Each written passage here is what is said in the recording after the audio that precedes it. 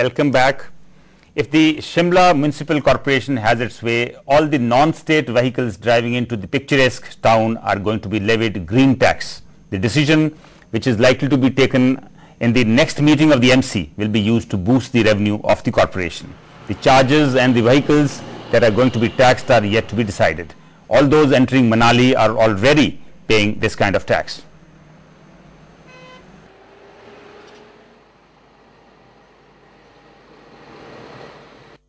Administration ने पूरी तरह से तैयार करके लाएंगे। अगले हाउस से पहले दोबारा आएगा। इस पर चर्चा हुई थी हमारी, पर ग्रीन टैक्स लगेगा, लेकिन मनाली पैटर्न के बजाय उसमें काफ़ी कमियां हैं। हिमाचल की गाड़ियों को हम एग्जेम्प्ट करने के लिए कहेंगे, जो एचपी की गाड़ियां, क्योंकि शिमला की राजधानी है। यहाँ पे बाहर से लोग भी आते हैं, उनको भी काम की वजह से आते हैं, तो उनको हम टैक्स से थोड़ा सा राहत देना चाहते हैं। सवाल ये है कि ग्रीन टैक्स लगाना आप सही कह सकते हैं, लेकिन उससे कितना ग्रीन आप पैदा करोगे?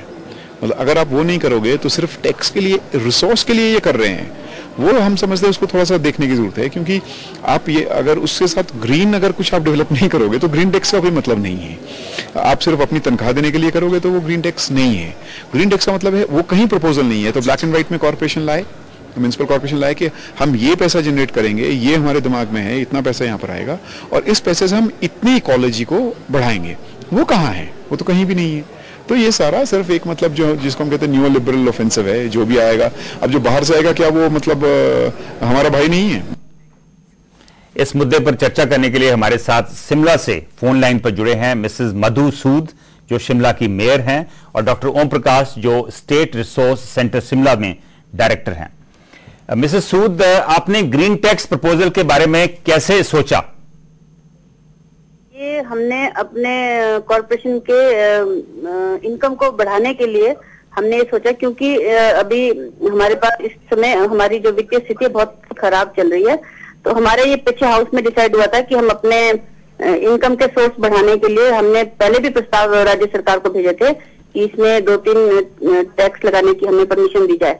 तो अब जो हमारे को राज्य सरकार ने जो एक्ट में अमेंडमेंट की है, वो हमें पूरी पावर्स दी है कि हम ये फीस वगैरह जो हम अपने हाउस से डिसीजन लेके हम इम्प्लीमेंट कर सकते हैं। उसमें से हमने ग्रीन टैक्स को हमने हाउस से किया था कि ग्रीन टैक्स लगाया जाना चाहिए। ये कल की हमारी एक स्पेशल मीटिंग में ये डिसाइड हुआ था, ताकि जो आने वाले जो हमारे शहर में जितने भी टूरिस्ट हैं, हम उनको अच्छे से अच्छा यहाँ पे मतलब फैसिलिटी दे सकें। जैसे साफ सफाई की है या पार्किंग फैसिलिटी, जो आज हम उन्हें प्रॉपर नहीं दे पा रहे हैं। मिसेस सूद, अगर आपने इस टैक्स को इनकम बढ़ाने के लिए लगाना है तो इसको फिर ग्रीन टैक्स क्यों कह रहे हैं आप? इसको एडिशनल इनकम टैक्स कहिए फिर। नहीं, ये इसको एक्चुअली हम इसको ग्रीन टैक्स इसलिए कह रहे हैं कि जो भी उसमें अभी तो खैर वैसे डिसाइड नहीं हुआ है प्रॉपर, लेकिन उसमें हम ये चाह रहे हैं कि जितनी भी जो गाड़ियां आउटसाइड द स्टेट जो होंगी, उनसे हम ये चार्जेस सिर्फ लेंगे। जो हिमाचल की गाड़ियां हैं, जो हिमाचल की गाड़ियां, उनसे ये चार्जेस नहीं लेंगे।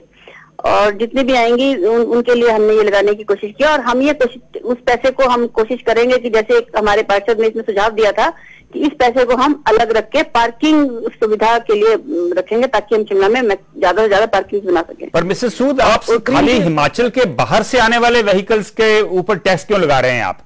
मुझे याद है लंदन में एक कंजेशन टैक्स लगाते हैं, जो भी सेंट्रल लंदन में व्हीकल्स आती हैं बाहर से, तो सभी व्हीकल्स के ऊपर टैक्स लगता है। वो बात पे अभी सहमति नहीं हो पाई थी कल, इसीलिए इसको अगले हाउस के लिए रखा गया है। इस पर सहमति प्रॉपर नहीं हो पाई थी कि इसमें टैक्स आउटसाइड द स्टेट जो है गाड़ियां उन पे लगाया जाए कि हिमाचल की गाड़ियों पर भी लगाया जाए। तो इस पर अभी सहमति प्रॉपर नहीं बन पाई थी। और उसके बाद ये भी था कि जो ये टैक्स लगाने की जो हम प्रक्रिया शुरू करेंगे, ये क्योंकि हमारे पास स्टाफ की कमी है, तो हमारे जैसे आयुक्त महोदय का ये सुझाव था कि इसको हम उस पे ठेके पे दे दें। लेकिन हमारे हाउस का ये था कि हम इसको ठेके पे नहीं देंगे और हम इसको खुद चलाने की कोशिश करेंगे। तो इन चीजों पे सहमति नहीं बन पाई थी, तो इसीलिए इसको भी अगले हाउस के लिए हमने। पर मिसेस सूद, जो व्हीकल्स शिमला में या हिमाचल में दूसरी स्टेट से आते हैं, वो ऑलरेडी एक बार कोई टैक्स पे करके आते हैं, तो आप तो फिर डबल टैक्सिंग करने लगे हैं। नहीं, शिमला में जो भी आते हैं, देखो शिमला में जो भी टूरिस्ट आता है, हम चाहते हैं कि उनको सारी फैसिलिटी दी जाए, ताकि पानी पूरा समय उनको पानी दे सके। हम पूरी कोशिश कर रहे हैं और उनको हरे भरा शिमला वैसे ही दे, सफाई दे सकें। क्योंकि जितना भी गंद शिमला में होता है, मैक्सिमम जो है कि वो बाहर के लोग आते हैं, उनको पता नहीं होता कि यहाँ पे पॉलिथीन पे बैन है या कुछ है, तो वो लोग काफी गंद डाल जाते हैं। तो इसलिए ये थोड़ा सा उनको फैसिलिटीज दे सके, क्योंकि हमारे पास अपने पास, मैंने आपको बताया कि हमारे पास अभी फंड्स की बहुत कमी है। तो थोड़े थोड़े ये आपका धन्यवाद। डॉक्टर ओम प्रकाश, क्या ये टैक्स सभी व्हीकल्स पर नहीं लगना चाहिए? नहीं, वो बात तो सही है कि सभी व्हीकल पे लगना चाहिए, परंतु इसमें जो सबसे महत्वपूर्ण बात है जो आपने कहा भी, ग्रीन टैक्स में जो है वो सबसे महत्वपूर्ण है कि आपको किस माध्यम से आप अपने शिमला की ग्रीनरी को बढ़ाएंगे, क्योंकि बाहर से जो लोग आ रहे हैं ये कह रहे हैं कि जन सुविधाओं को करेंगे, पार्किंग को करेंगे, और जो एक वहां का एक जिस चीज के लिए लोग बाहर से आते हैं, अगर वो ग्रीनरी वहां नहीं होगी तो इनके पास कोई विजन ऐसा नहीं है कि वो कैसे पार्किंग को, रोड्स को, ब्यूटिफिकेशन को, या क्लीन एंड एडिक्वेट टॉयलेट्स को, या ग्रीन पैचेस को कैसे बढ़ाएंगे। तो मेरा मानना तो ये है कि नो डाउट उस पर डिस्कशन हो सकता है कि सभी गाड़ियों पे लगे, परंतु सबसे महत्वपूर्ण है कि ग्रीन टैक्स के नाम पे लगे, पहली बात। और दूसरी बात ये है कि जैसा आपने कहा, मनाली में भी ये हुआ था, तकरीबन 20 करोड़ रुपए करीब वहां पर इकट्ठा हुआ है, बट वो असल में जब वो खर्च होता है तो वो ग्रीनरी वो बढ़ाने के लिए नहीं होता, वो किसी और कामों के लिए इस्तेमाल होता है, तो वो जो कि सही नहीं है। ओम प्रकाश जी, धन्यवाद, आपने हमारे डिस्कशन में हिस्सा लिया। And the law and order situation seems to be deteriorating in Chandigarh with an increase in the number of brawls in the city. There has been a spate of incidents where students of different age groups have been involved in fights, some leading to deaths. Late night brawls are frequently being reported, particularly from areas where a number of lounges and bars are functioning. Recently, a group of youth had created a ruckus at Tao Lounge and Bar in Sector 26 and attacked the club staff and visitors, seriously injuring 4 persons.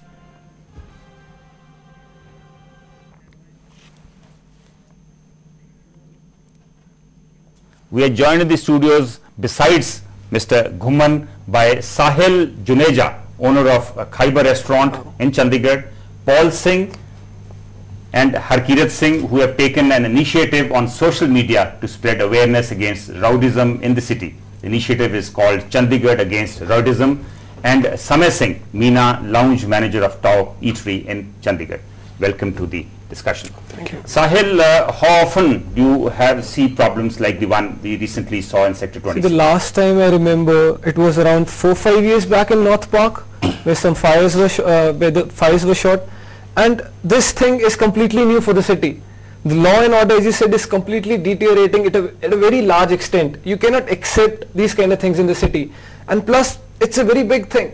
We cannot, as a restaurateur, if I see from a restaurateur point of view, it could have happened at any restaurant. It could be my restaurant as a target. But how do you deal with this, Sahil? If suppose a couple of people come in